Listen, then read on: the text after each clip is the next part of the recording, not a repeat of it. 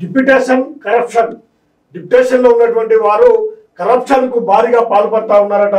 దానికి సంబంధించినటువంటి ప్రధాన అంశము చూడొచ్చు. టిఎస్ఎండిసి కరప్టెడ్ ఆఫీసర్లు.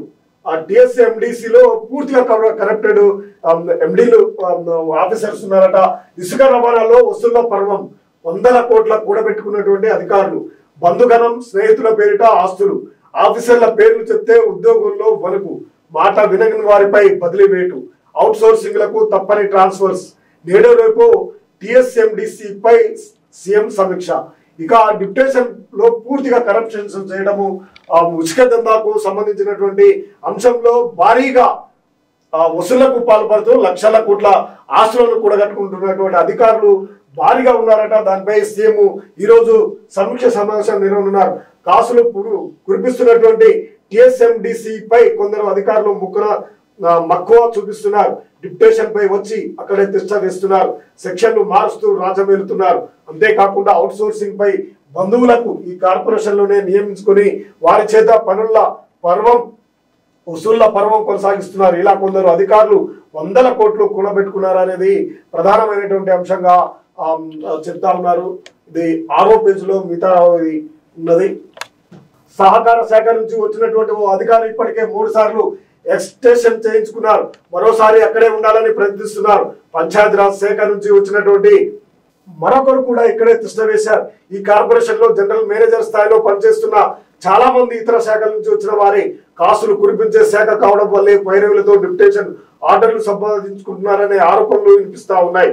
నేడో రేపు సీఎం రేవంత్ రెడ్డి ఈ శాఖలపై సమీక్ష చేస్తున్న నేపథ్యంలో ఇక్కడ పనిచేస్తున్నటువంటి అధికారులపై ఫోకస్ పెట్టాలని, అందులో పనిచేసే అవుట్ సోర్సింగ్ ఎంప్లాయీస్ కోరుతున్నారు. అవినీతి అధికారులను ఇంటికి పంపించిస్తే ఇసుక ద్వారా వస్తున్నటువంటి ఆదాయాన్ని 800 కోట్ల నుంచి 2000 కోట్లకు పెంచవచ్చని పేర్కొంటున్నారట.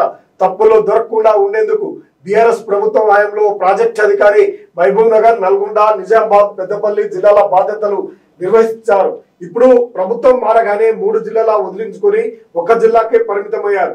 రేవంత్ సర్కార్ ఇసుక మాఫియాపై ఉక్కుపాదం మోపినట్లు ప్రచారం జరుగుతుండటంతో తప్పులో దొరకకుండా ఉండేందుకు ఈ నిర్ణయం తీసుకున్నట్లు తెలిసింది.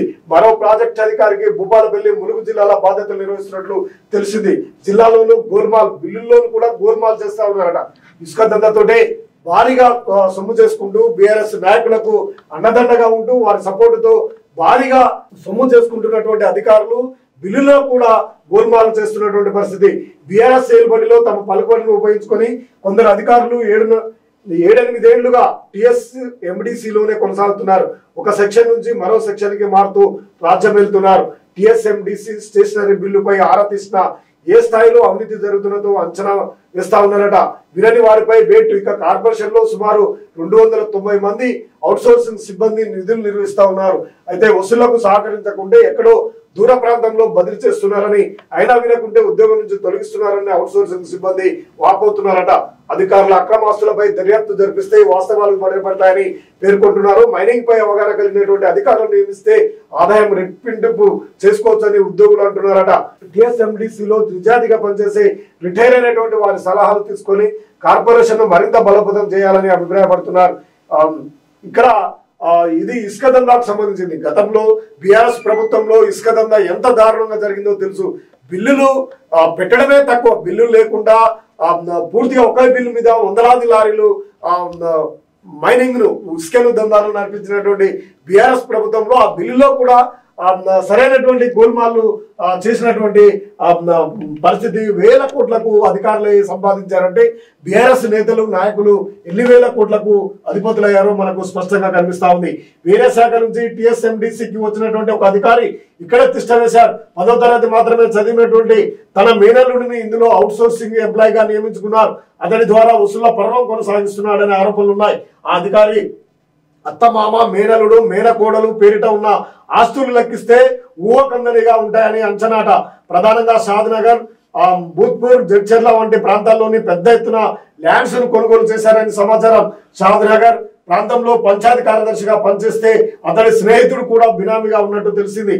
సదరు అధికారి తన ఉద్యోగానికి ఎలాంటి సంబంధం లేని టెక్నికల్, అడ్మినిస్ట్రేషన్, ఫైనాన్స్ వంటి సెక్షన్లలో బాధ్యతలు నిర్వహిస్తున్నట్లు టిఎస్ఎండిసి మాజీ అధికారి చెప్తా ఉన్నారట.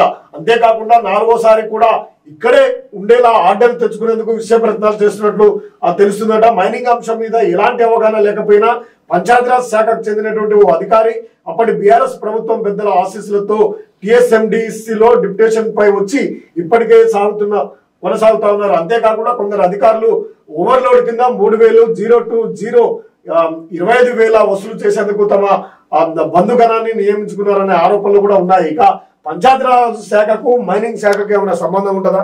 పంచాయతీరాజ్ శాఖలో పనిచేసినటువంటి ఆయన ఈ శాఖకు వెళ్ళి పూర్తిగా ఇటువంటి దందాలు చేస్తా ఉన్నారు. ఆయన మేనల్లుని అక్కడ 10వ తరగతి కూడా చదువుకునేటువంటి అతన్ని అక్కడ నియమించుకొని కాంట్రాక్ట్ ఉద్యోగం నియమించుకుని అతనితోటి వసూళ్ల పర్వాన్ని దిగి అత్త మామ మేనకోడలు మేనమామలకు సంబంధించినటువంటి 1,000 కోట్ల ఆస్తులను కూడగొట్టుకున్నారట. దీనిపై సమగ్రమైనటువంటి విచారణ జరిపి వారిపై కఠినమైనటువంటి చర్యలు తీసుకోవాల్సినటువంటి అవసరం ఉంది. సమీక్ష చేయనున్న సీఎం రేవంత్ రెడ్డి దానిపై ప్రధానంగా దృష్టిని అయితే సారిస్తే బాగుంటుంది.